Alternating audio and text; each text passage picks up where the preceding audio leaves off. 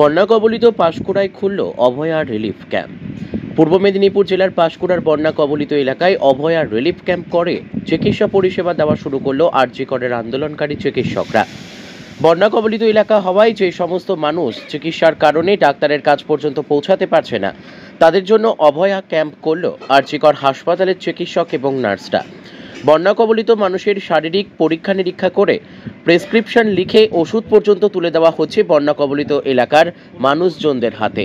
আন্দোলন সম্বন্ধে নতুন করে কিছু বলার নেই, তার বিভিন্ন স্তরে বিভিন্ন রূপে আমরা যেই বিভিন্ন রকমভাবে আমরা আন্দোলন করেছি তারই একরকম মানে একটা তার নির্ধারণ বলতে পারেন এই একটা আমাদের ক্যাম্প বা বন্যা কবলিত মানুষদের পাশে দাঁড়ানো। কারণ কি আমরা আমাদের আন্দোলনের মধ্যে প্রত্যেকটা জায়গায় দেখেছি সাধারণ মানুষ আমাদের পাশে পুরোপুরি সর্বস্তরে সব মানে পুরোভাবে আমাদের পাশে সব সময় থেকেছেন।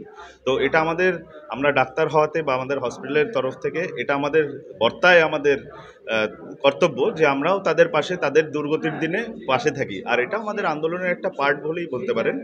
আমরা বিভিন্ন জায়গায় আমরা মানুষকে সবসময় সেবা দেওয়ার কাজেই নিযুক্ত থাকি।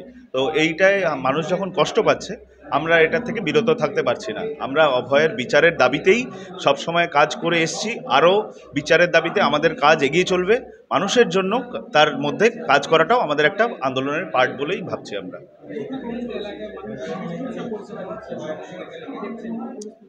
পরিস্থিতি যেটা এখন দেখছি এই জায়গাটায় মোটামুটি মানুষ এখনও ওই ঠান্ডা কাশি এইগুলোতে একটু হালকা ভুগছে।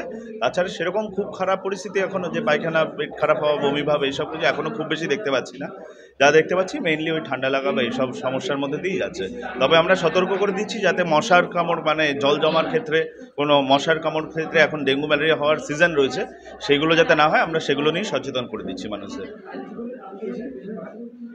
না, আমরা আন্দোলন থেমে থাকবে এটা কখনোই বলছি না। আমাদের যেমনভাবে আমাদের কাজ শুরু করেছি এটা শুধুমাত্র জনগণের স্বার্থে, জনগণকে পরিষেবা দেওয়ার জন্য আমাদের আন্দোলন আমাদের মতন চলছে। আমাদের দাবি বা আমাদের বিচার বা যেই থ্রেড কালচারের সিন্ডিকেট ভাঙা কিংবা যে আমাদের ইনফ্রাস্ট্রাকচার ডেভেলপমেন্ট এগুলো যদি আমরা ঠিকঠাক মতন পর্যাপ্ত পরিমাণে না দেখি, কাজ করার যে আমাদের যে এনভায়রনমেন্টটা আমরা যদি সেফ ফিল না করি, আমরা আরও বেশি স্তরে আমরা আন্দোলন চালিয়ে যাব।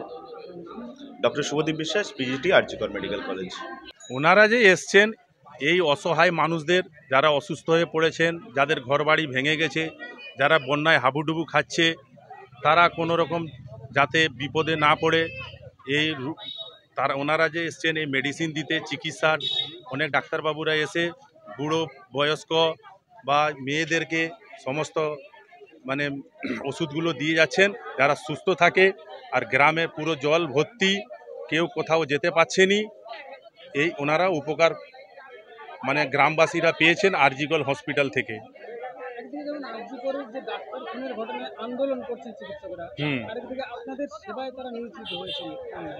না, আন্দোলন করছেন এইটা তো বিচার তো মোটামুটি হওয়া নিশ্চিন্ত দরকার।